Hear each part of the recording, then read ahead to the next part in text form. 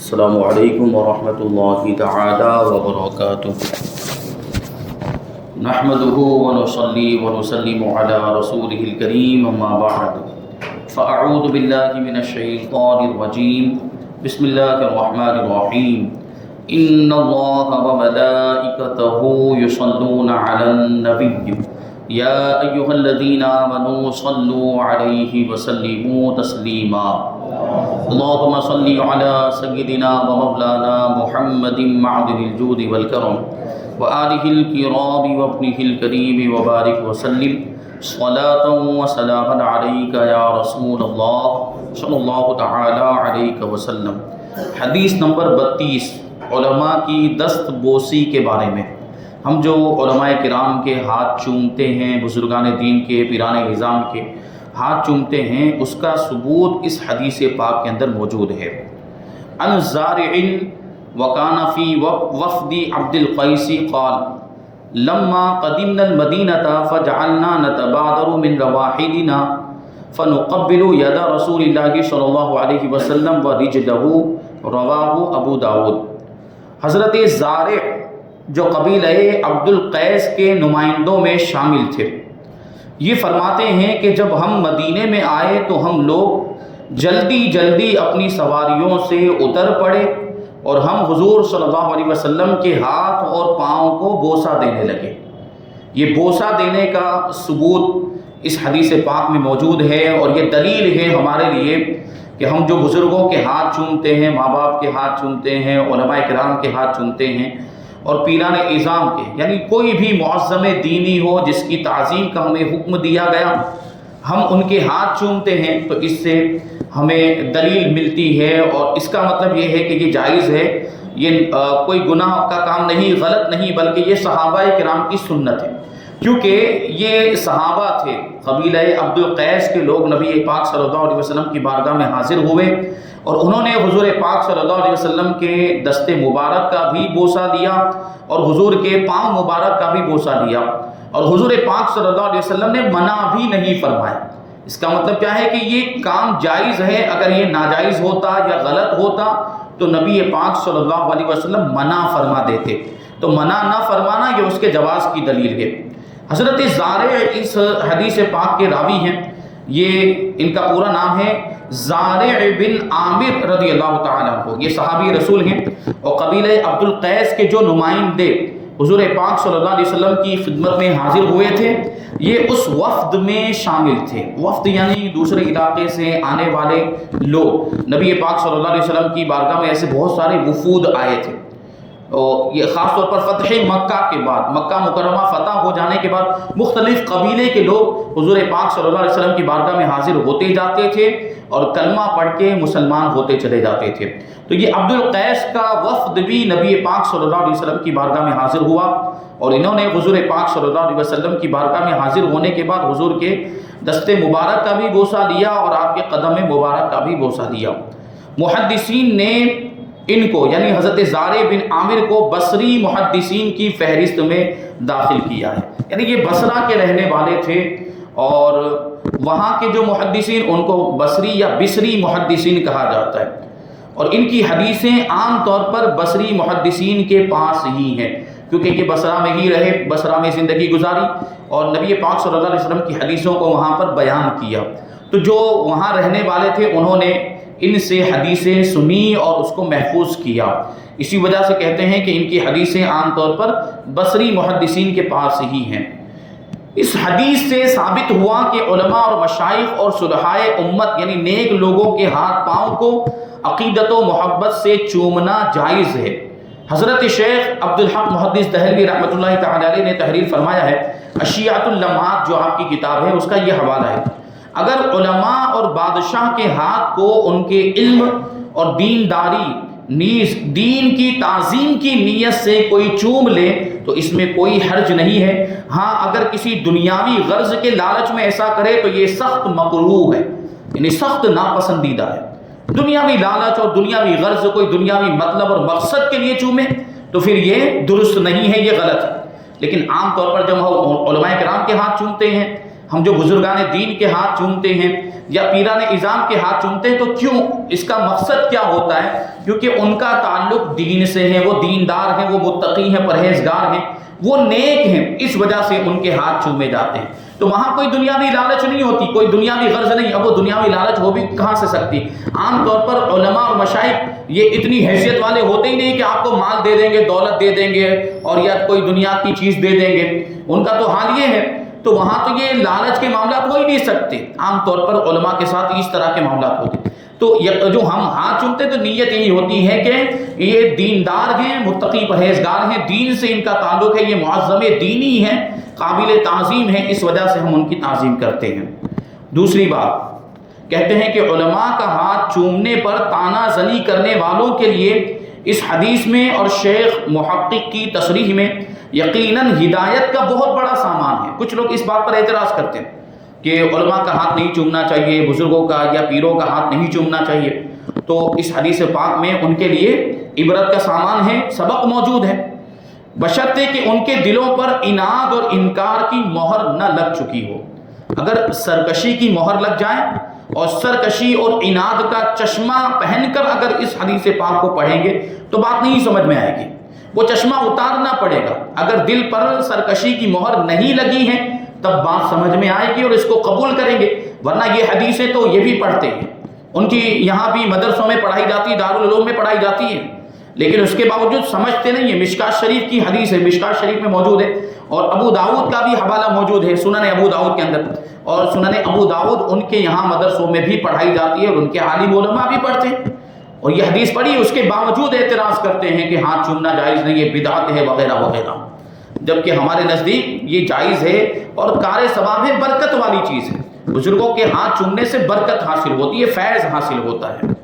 تو یہ اگر ان کے دل پر مہر نہیں لگی ہوگی تو ان کو بات سمجھ میں آ جائے گی، مگر حقیقت تو یہ ہے کہ علماء کرام کے اعزاز و وقار اور ان کے اثر و اقتدار کو حاسدانہ نگاہوں سے دیکھنے والے کبھی بھی اور کہیں بھی اور کسی طرح بھی اپنی زبانوں کو اعتراض کی گندگی سے نہیں بچا پائیں گے، کیونکہ حسد اور جلن ایک ایسی آگ ہے کہ تمام سمندروں کا پانی بھی اس آگ کو نہیں بجھا سکتا، اور اس آگ کے بجھنے کی اس کے سوا کوئی صورت ہی نہیں ہے کہ حاسد کی زندگی کا چراغ ہی بجھ جائے، یعنی اس کا انتقال ہو جائے۔ جو حسد کرنے والا ہوتا ہے نا وہ پوری زندگی جلتا ہی رہتا ہے اپنے حسد کی آگ میں، اس کے حسد کا اس کے علاوہ کوئی علاج نہیں ہے کہ وہ مر جائے، مرنے کے بعد ہی اس کی وہ آگ، حسد کی اور جلن کی آگ بجھتی ہے۔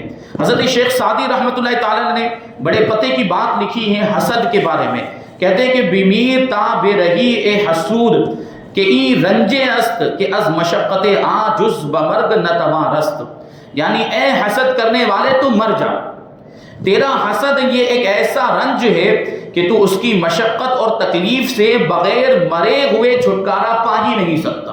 اور یہ بات بھی ذہن میں رکھیں کہ حسد کرنے والا ہمیشہ ٹینشن میں رہتا ہے، ہمیشہ فکر مند رہتا ہے، پریشان رہتا ہے اور ہمیشہ جلتا ہی رہتا ہے، اور اس کو زندگی کی خوشیاں ہی نصیب نہیں ہوتی۔ وہ دوسروں کے تعلق سے، حسد کا مطلب یہ ہوتا ہے کہ دوسروں کے پاس کوئی نعمت دیکھے تو اس کے چھن جانے کی خواہش کرے، اس کے پاس سے یہ نعمت ختم ہو جائے، اسی کو حسد کہا جاتا ہے۔ تو اب دوسروں کے اندر نعمتیں دیکھے گا تو چلے گا، اور وہ حسد کی آگ اس کے دل میں بھڑکے گی، خود اس کے پاس کوئی نعمت ہوگی اس سے بھی وہ فائدہ نہیں اٹھا پائے گا، خوش نہیں رہ پائے گا۔ حسد کرنے والا کبھی بھی خوش نہیں رہ پاتا، تو یہ حسد بہت خطرناک بیماری ہے۔ اللہ تبارک و تعالی ہم سب کو اس بیماری سے محفوظ رکھے۔ یہاں پر اس حدیث کی تشریح مکمل ہوئی، آگے حدیث نمبر 33 بہت ہی پیاری باتیں اس کے اندر بیان کی گئی، اس پہ ہمیں غور کرنا ہے۔ 3 چیزیں ہیں جو منجیات میں ہیں اور 3 چیزیں جو مہلکات، مطلب 3 نجات دلانے والی چیزوں کو بیان کیا گیا ہے اس حدیث میں، اور 3 ہلاک کرنے والی چیزوں کو بیان کیا گیا۔ ہمیں غور کرنا ہے وہ 3 کون سی چیزیں، 3 نجات دلانے والی چیزوں کو ہمیں اپنانا ہے، اور 3 ہلاک کرنے والے یعنی تباہ کر دینے والی چیزوں سے ہمیں بچنا ہے۔ دیکھیے کیا ہے، ان ابی ہریرہ ان رسول اللہ صلی اللہ علیہ وسلم قال ثلاث منجیات و ثلاث مہلکات فاما المنجیات فتقوى الله في السر والعلانیہ والقول بالحق في الرضا والسخط والقصد في الغنى والفقر، واما المهلكات فهوى متبع وشح مطاع واعجاب المرء بنفسه وهي اشدهن۔ حضرت ابو ہریرہ رضی اللہ تعالی عنہ سے مروی ہے کہ رسول اللہ صلی اللہ علیہ وسلم نے فرمایا کہ 3 خصلتیں نجات دلانے والی ہیں اور 3 خصلتیں ہلاکت میں ڈالنے والی ہیں۔ نجات دلانے والی خصلتیں یہ ہیں، پہلے نمبر پر ظاہر و باطن میں اللہ سے ڈرنا، یعنی لوگوں کے سامنے ہو یا تنہائی میں ہو، ہر جگہ پہ ہر موقع پر اللہ سے ڈرنا، یہ خصلت کیسی؟ نجات دلانے والی ہے۔ دوسری خصلت نجات دلانے والی کہتے ہیں خوشی اور ناراضگی میں حق بولنا، چاہے خوشی کا موقع ہو یا غم کا موقع ہو، کوئی بھی موقع ہو، ہمیشہ سچ بات بولنا، جھوٹ نہ بولنا یا حق کو چھپانا نہیں۔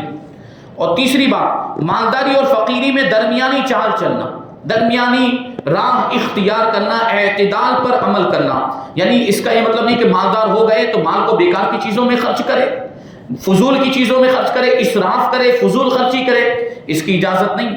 اور پھر ایسا بھی نہیں کہ بالکل ہاتھ بند کر کے بیٹھ جائے، مٹھی بند کر کے بیٹھ جائے کہ بالکل بھی خیرات نہ کرے، غریبوں کی مدد بھی نہ کرے، زکوٰۃ وغیرہ بھی ادا نہ کرے، تو ایسا بھی نہیں ہونا چاہیے۔ درمیانی راہ، فضول خرچی بھی نہیں ہونی چاہیے، اور جو مال کے حقوق ہے یعنی صحیح جگہ پہ مال کو خرچ کرنا، یہ ہونا چاہیے۔ یہ درمیانی راہ کا مطلب ہوا۔ اور ہلاکت میں ڈالنے والی 3 چیزیں، 3 خصلتیں یہ ہیں۔ پہلے نمبر پر نفسانی خواہشات کی پیروی کرنا، یہ تو بہت خطرناک چیز ہے۔ نفسانی خواہشات کی پیروی کرنا یہ اللہ سے غافل کرنے والی چیز ہے، اس سے بندہ جو ہے دنیا میں ہی کھو کر رہ جاتا ہے، دنیا کا ہو کر رہ جاتا ہے۔ اور دوسرے نمبر پر ہے بخیلی کی اطاعت کرنا، یعنی کنجوس بن جانا۔ اور میں نے جو ابھی عرض کیا، کنجوس بن جانے کا مطلب کیا ہوا کہ کسی کی مدد نہ کرنا، ضرورت مندوں کا خیال نہ رکھنا، زکوٰۃ و صدقات واجبہ وغیرہ ادا نہ کرنا، یہ بخیلی میں آتا ہے۔ اور تیسرے نمبر پر ہے اپنی ذات پر گھمنڈ کرنا، اپنے آپ پر گھمنڈ کرنا، یعنی اپنے آپ کو بڑا سمجھنا، یہ بھی بہت بڑا گناہ۔ اس کے بارے میں کہتے ہیں کہ یہ آخری والی جو چیز ہے نا، یہ ان تینوں میں سب سے زیادہ سخت ہے، یعنی گھمنڈ اور تکبر۔ گھمنڈ اور تکبر، یہ بات یاد رکھیں کہ ہم اللہ تبارک و تعالیٰ کی مخلوق ہیں، ہمیں اللہ تبارک و تعالیٰ نے پیدا کیا، ہم خود بھی اور ہمارے پاس جو کچھ بھی ہے وہ سب اللہ تبارک و تعالیٰ کی ملکیت ہے۔ ہماری ساری چیزوں کا اللہ تبارک و تعالیٰ مالک ہے۔ جب ہمارے پاس ہمارا خود کا کچھ ہے ہی نہیں تو پھر گھمنڈ کرنے کا سوال کہاں سے آتا ہے؟ پھر تکبر کا کیا مطلب ہے؟ جب ہمارے پاس کچھ بھی ہمارا نہیں، یہ اللہ نے دیا ہوا ہے، وہ چاہے تو ہمارے پاس سے جو بھی ہے وہ چھین لے، ہم کیا کر سکیں گے؟ ہمیں اللہ تبارک و تعالیٰ پر کسی کو بھی اعتراض کرنے کا حق نہیں، کوئی کچھ نہیں کر سکے گا اگر اللہ تبارک و تعالیٰ ہماری ساری نعمتوں کو چھین لے تو پھر تکبر کرنا یہ ہمارے لائق ہی نہیں ہے۔ جو مخلوق ہو، جو خود پیدا کیا گیا ہو اور جو اتنا عاجز ہو کہ اس کے پاس اس کا خود کا کچھ بھی نہ ہو، وہ گھمنڈ کس بات پر کر رہا ہے؟ تو یہ گھمنڈ انسان کو لائق ہی نہیں ہے، بلکہ کسی بھی مخلوق کو لائق نہیں۔ اس حدیث پاک سے جو باتیں ثابت ہوتی ہیں وہ بیان کرتے ہیں حضور پاک صلی اللہ علیہ وسلم کے اس ارشاد گرامی کا مطلب بالکل واضح ہے کہ 3 خصلتیں وہ ہیں جو دنیا اور آخرت کے عذاب سے نجات دلانے والی ہے، اور 3 خصلتیں ایسی ہیں جو انسان کو دنیا اور آخرت دونوں جگہوں میں ہلاک اور برباد کرنے والی ہے۔ نجات دلانے والی خصلتوں کی وضاحت کرتے ہیں۔ پہلے نمبر پر ہے تقوی۔ تقوی کا مطلب ہوتا ہے اللہ سے ڈرنا، مطلب یہ ہے کہ ظاہر و باطن میں خدا سے ڈرنا۔ ظاہر ہے کہ خوف الہی تمام نیکیوں کے کرنے اور تمام گناہوں سے بچنے کا سرچشمہ ہے۔ جس کے دل میں اللہ کا خوف ہوگا وہ گناہوں سے بچے گا کہ نہیں بچے گا؟ جس کے دل میں اللہ کا خوف ہوگا وہ زیادہ سے زیادہ نیکیاں کرے گا، یعنی کوئی ایسا کام نہیں کرے گا جس سے اللہ ناراض ہو، جس سے اس کا پروردگار ناخوش ہو۔ بندہ جب اس کے دل میں اللہ کا خوف ہوگا کوئی ایسا کام نہیں کرے گا۔ جب تنہائی اور مجمع، ظاہر اور باطن، ہر جگہ ہر حال میں بندہ خدا سے ڈرتا رہے گا تو یقیناً وہ ہر جگہ اور ہر حال میں وہی کام کرے گا جس سے اللہ تبارک و تعالیٰ خوش ہو، اور ان تمام باتوں سے بچے گا جن سے اللہ تبارک و تعالیٰ ناراض ہو۔ ظاہر ہے کہ جس شخص کا یہ حال ہوگا وہ انشاءاللہ تعالیٰ ضرور دونوں جہان کے عذاب سے نجات پا جائے گا، جو اپنے دل میں خدا کا خوف پیدا کرے۔ اور یہاں پر یہ بات بھی یاد رکھیں جو ایک لفظ اس کے ساتھ آیا ہے، ظاہر اور باطن میں اللہ سے ڈرنا، تنہائی میں بھی اللہ سے ڈرنا اور مجمع میں بھی اللہ سے ڈرنا۔ لوگ مجمع میں تو گناہوں سے بچ لیتے، کبھی ایسا ہوتا ہے کہ اگر میں گناہ کا کام کروں گا لوگ دیکھ رہے ہیں تو کیا کہیں گے، لیکن تنہائی میں گناہوں کے معاملات ہوتے ہیں، تنہائی میں گناہ کر رہے ہوتے ہیں، خلوت میں گناہ کر رہے ہوتے ہیں۔ تو اللہ سے ڈرنے کا مطلب یہ ہے کہ آدمی مجمع میں بھی ڈرے، اور یہ اگر ایسی چیز ہے نا کہ تنہائی میں گناہ کرتا ہے لوگوں کے سامنے نہیں کرتا ہے تو یہ تو خدا کا خوف ہے ہی نہیں، اس کو تقویٰ کہا ہی نہیں جا سکتا، کیونکہ یہ تو لوگوں کو دکھانے کے لیے گناہوں سے بچ رہا ہے یا نیکیاں کر رہا ہے۔ تو یہ تو دکھاوا ہو گیا، یہ تو ریاکاری ہو گئی. یہ کہاں سے تقوی؟ اس کا تقوی سے کوئی تعلق نہیں ہے. اللہ کا ڈر اور خوف حقیقت میں یہ ہے کہ بندہ تنہائی میں بھی گناہوں سے بچے اور لوگوں کے سامنے بھی گناہوں سے بچے. دوسرے نمبر پر ہے حق بولنا. کہتے ہیں کہ اسی طرح جو شخص اس خصلت کا عادی بن جائے گا کہ وہ خوشی کی حالت میں ہو یا ناراضگی کی حالت میں ہو، ہر حال میں وہ حق بات ہی بولے گا، تو وہ گناہ کی باتوں سے ہمیشہ محفوظ رہے گا اور اپنی اس حق گوئی پر جہاد کے ثواب کا مستحق ہوگا. یعنی جو حق بات بولتا ہے نا، اس کو جہاد کا ثواب ملتا ہے. لہٰذا انشاءاللہ وہ دارین کے عذاب سے نجات پا جائے گا، یعنی دنیا اور آخرت کے عذاب سے نجات پا جائے گا. تیسری جو بات ہے نجات دینے والی، وہ ہے درمیانی چال. کہتے ہیں اسی طرح امیری اور فقیری دونوں حالتوں میں جو درمیانی چال چلے گا تو ظاہر ہے کہ وہ دونوں حالتوں میں گناہوں سے بچے گا. یعنی فضول خرچی کا جو گناہ ہے یا زکوٰۃ وغیرہ ادا نہ کرنے کا گناہ ہے، اس سے بچ جائے گا اگر درمیانی چال چلے گا مال وغیرہ خرچ کرنے میں. اور پھر یہ کہ دنیا کا نقصان بھی اس کو اٹھانا نہیں پڑے گا اور آخرت کے نقصان سے، آخرت کے عذاب سے بھی بچ جائے گا، جس کا ثمرہ اور جس کا پھل دونوں جہان کے عذابوں سے بچنا ہے اس خصلت کو اپنانے کا. اب جو تین باتیں جو ہلاک کرنے والی بیان کی گئی تھی، پہلے نمبر پر ہے نفسانی خواہشات کی پیروی کرنا، یعنی نفس کے کہنے پر چلنا. نفس کہے تو نفس جو ہے وہ برائی کا حکم دیتا ہے، نفس برائیوں کی طرف بلاتا ہے تو نفس کی بات نہیں ماننی، دل کی بات ماننی ہے. نفس اور دل میں اختلاف ہو جائے تو کس کی بات کو مانا جائے گا؟ دل کی بات. لیکن دل بھی پھر اس انداز کا ہونا چاہیے، دل بھی ایسا ہونا چاہیے کہ دل آپ کو اچھی باتوں کا حکم دے. بہت زیادہ گناہ کرنے کی وجہ سے دل سخت ہو جاتا ہے، دل کالا ہو جاتا ہے، پھر دل اچھی باتوں کا حکم نہیں دیتا. پھر ایسی صورت میں آپ دل کی بات کیسے مانیں گے؟ یعنی دل کو سدھارنا پڑے گا، دل کی اصلاح کرنی پڑے گی. دل سخت ہو گیا ہے تو اس کو نرم کرنا پڑے گا، یعنی روحانی طور پر آپ مضبوط ہو جائیں. آپ قلبی اعتبار سے، دل کے اعتبار سے باطنی طور پر مضبوط ہو جائیں تو یہ دل پھر آپ کو اچھی باتوں کا حکم دے گا، یہ اچھی باتوں کی طرف بلائے گا. اور نفس تو برائیوں کی طرف بلاتا ہی ہے، تو نفس کی پیروی نہیں کرنی ہے، نفس کی بات کو نہیں ماننا ہے. خواہشات نفسانی کی پیروی، کہتے ہیں نفس امارہ کی پیروی یہی تمام گناہوں کی جڑ ہے. قرآن مجید نے بہت ہی واضح لفظوں میں ارشاد فرمایا ان النفس لامارۃ بالسوء، یعنی نفس امارہ کا یہ کام ہے کہ وہ انسان کو ہمیشہ گناہوں کا حکم دیتا رہتا ہے اور معصیتوں پر، نافرمانیوں پر ابھارتا رہتا ہے. اور ظاہر ہے کہ معصیت اور گناہ ہلاکت کے سوا اور کسی چیز کا سبب نہیں بن سکتی ہیں.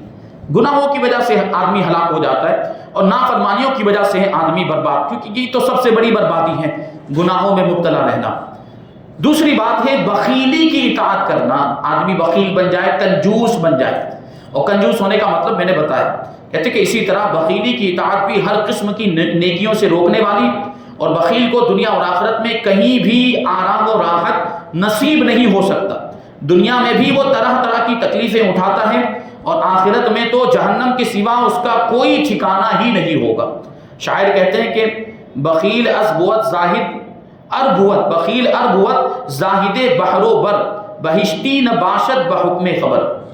دیکھیں آپ غور کریں کہ اس شعر کے اندر کیا کہنا چاہ رہے ہیں. کہتے ہیں کہ بخیل اور کنجوس اگرچہ خشکی اور سمندر ہر جگہ کا زاہد بن جائے، یعنی بہت بڑا عبادت گزار بن جائے، سمندر میں جا کر بھی عبادت کرے اور زمین پر بھی عبادت کرے، اس کے باوجود بھی وہ جنتی نہیں ہو سکتا حدیث کے فرمان کے مطابق. بخیل اور کنجوس، کیونکہ اللہ کے رسول صلی اللہ علیہ وسلم نے فرمایا کہ بخیل اور کنجوس جنت میں نہیں جائے گا. تو اب عبادت کرنے کا کیا مطلب؟ ایک طرف آپ بخیلی کر رہے ہیں اور پھر عبادت اللہ کو راضی کرنے کی کوشش کر رہے ہیں، تو اللہ آپ سے راضی کیسے ہوگا؟ وہ بخیلی کو چھوڑنا پڑے گا، کنجوسی کو چھوڑنا پڑے گا. کنجوسی اور بخیلی کا مطلب کیا ہوا؟ کنجوسی چھوڑنا اور بخیلی چھوڑنے کا یہ مطلب نہیں کہ دوستوں کو لے کر آپ چلے گئے ہوٹل پر، ان کو خوب کھانا کھلا رہے ہیں اور ایسے لوگوں کو کھلا رہے ہیں جو آلریڈی کھاتے پیتے مالدار ہیں. اس کا یہ بخیلی سے اور سخاوت سے کوئی تعلق نہیں.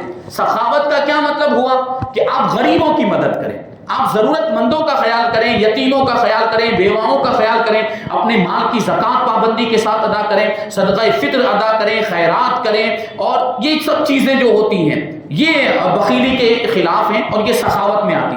بخیلی نہ کرنے کا یہ مطلب ہوا. تو یہ بات آپ ذہن میں رکھیں. تو جو لوگ اپنے دوستوں کو تو خوب کھلاتے ہوں اور زکوٰۃ ادا نہ کرتے ہوں، اس کے باوجود وہ بخیل ہیں، اس کے باوجود وہ کنجوس ہیں. اگرچہ ان کے دوست ان کو بہت اچھا سمجھ رہے ہوں، یہ تو ہمیں کھلاتا پلاتا ہے، لیکن زکوٰۃ وغیرہ نہ ادا کرنے کی وجہ سے وہ کنجوس ہے، اللہ کی بارگاہ میں کنجوس ہے. وہ اللہ کی بارگاہ میں بخیل ہے اور وہ نجات نہیں پا سکتا. تو یہ بات ذہن میں رکھیں. جو آخری بات ہے اس حدیث پاک کی، وہ کہتے ہیں کہ اپنی ذات پر گھمنڈ کرنا. کہتے ہیں اسی طرح اپنی ذات پر گھمنڈ یعنی اپنے آپ کو سب سے اچھا سمجھنا، اپنے آپ کو بڑا سمجھنا، یہ بھی عذاب دارین کا سبب ہے. کیونکہ متکبر صرف اللہ تبارک و تعالیٰ کی ذات ہے. تکبر یہ صرف اللہ کی شان کے ہی لائق ہے، اور کوئی بھی مخلوق کو تکبر کرنا یہ اس کے لائق ہی نہیں ہے. میں نے عرض کیا ابھی کہ متکبر تکبر کرنے والی ذات صرف اللہ، کیونکہ اللہ تبارک و تعالیٰ سب سے بڑا، وہی خالق و مالک ہے، وہی سب کو پیدا کرنے والا ہے، وہی کائنات کو بنانے والا ہے. تو تکبر وہی کر سکتا ہے. اور کسی کو جو خود پیدا کیا گیا ہو، جو خود اپنے وجود میں رب کا محتاج ہو، وہ تکبر کرے تو یہ کیسے اس کے لیے مناسب ہو سکتا ہے؟ یہ جائز ہو ہی نہیں سکتا. تو تکبر کرنے والا یہ بھی عذاب دارین کا یعنی دنیا اور آخرت کے عذاب کا مستحق ہے. اور یہ جو چیز ہے یہ تو وہ ہولناک گناہ اور خوفناک معصیت ہے، یعنی اتنا بڑا گناہ ہے کہ ابلیس اسی انا خیر منہ کے گھمنڈ میں مارا گیا. ابلیس کا معاملہ کیا ہوا تھا آپ کو معلوم ہوگا واقعہ، کہ جب فرشتوں کو اللہ تبارک و تعالیٰ نے حکم دیا کہ حضرت آدم علیہ السلام کو سجدہ کریں تو سب نے سجدہ کیا تھا، لیکن ابلیس یعنی شیطان، یہ شیطان کا سردار ہے ابلیس، اس نے سجدہ نہیں کیا تھا. اللہ تبارک و تعالیٰ نے جب اس سے کہا کہ تو نے سجدہ کیوں نہیں کیا، تو ابلیس نے ایک جملہ اللہ کی بارگاہ میں بولا تھا، اور کیا کہا تھا کہ انا خیر منہ، میں آدم سے بہتر ہوں، مجھے تو نے آگ سے پیدا کیا، اس کو مٹی سے پیدا کیا، میں اس کو سجدہ کیوں کروں. اس نے اپنے آپ کو بہتر سمجھا، یعنی اپنے آپ کو بڑا سمجھا تھا. یہی تکبر تھا، یہی گھمنڈ تھا، اسی نے ابلیس کو برباد کر دیا. اب ہمیشہ کے لیے وہ لعنتی ہو گیا، ملعون ہو گیا، اللہ کی بارگاہ سے اس کو ہانک دیا گیا. جبکہ ایک موقع ایسا تھا کہ فرشتوں کو پڑھایا کرتا تھا ابلیس، فرشتوں کا استاد ہوتا تھا، اتنا زیادہ اس کے پاس علم تھا، لیکن گھمنڈ کرنے کی وجہ سے اللہ تبارک و تعالیٰ کی بارگاہ سے اس کو نکال دیا گیا، ہمیشہ کے لیے اس کو ملعون کر دیا گیا. تو یہ گھمنڈ بہت بری چیز ہے، یہ تکبر بہت بری چیز ہے. اس کی وجہ سے آدمی کہیں کا نہیں رہتا ہے، تباہ و برباد ہو جاتا ہے. اور اللہ تبارک و تعالیٰ نے ابلیس کو ذلیل کر کے جنت سے نکال دیا. سوچیے ہم جنت میں رہتا تھا، جنت سے نکال دیا، اور قیامت تک خالق کائنات اور اس کی تمام مخلوقات کی لعنتوں میں گرفتار رہے گا. لوگ اس پر لعنت بھیجتے رہتے ہیں، اللہ تبارک و تعالیٰ کی بھی لعنت اس پر برستی رہتی ہے، فرشتوں کی بھی لعنت اس پر برستی رہتی ہے. اس کا یہ حال ہوا گھمنڈ کی وجہ سے، تکبر کی وجہ سے. اللہ تبارک و تعالیٰ ہمیں یہ تین ہلاک کرنے والی چیزوں سے بچنے کی توفیق عطا فرمائے، اور جو نجات دلانے والی چیزیں ہیں اللہ تبارک و تعالیٰ انہیں اپنانے کی ہمیں توفیق عطا فرمائے. اور آگے جو اب وہ غیبت کے بارے میں حدیث پاک ہے، انشاءاللہ تبارک و تعالیٰ اس کو ہم آئندہ درس میں شامل کریں گے. اللہ تبارک و تعالیٰ کی بارگاہ میں دعا ہے کہ جو کچھ بھی بیان ہوا اس پر ہم سب کو عمل کرنے کی توفیق عطا فرمائے. حضور پاک صلی اللہ علیہ وسلم کے ارشادات اور آپ کی حدیثوں پر ہم سب کو عمل کرنے کی توفیق عطا فرمائے. ہمیں ایمان کی سلامتی عطا فرمائے اور ایمان پر ہی ہم سب کا خاتمہ فرمائے. وما علینا الا البلاغ. الفاتحہ.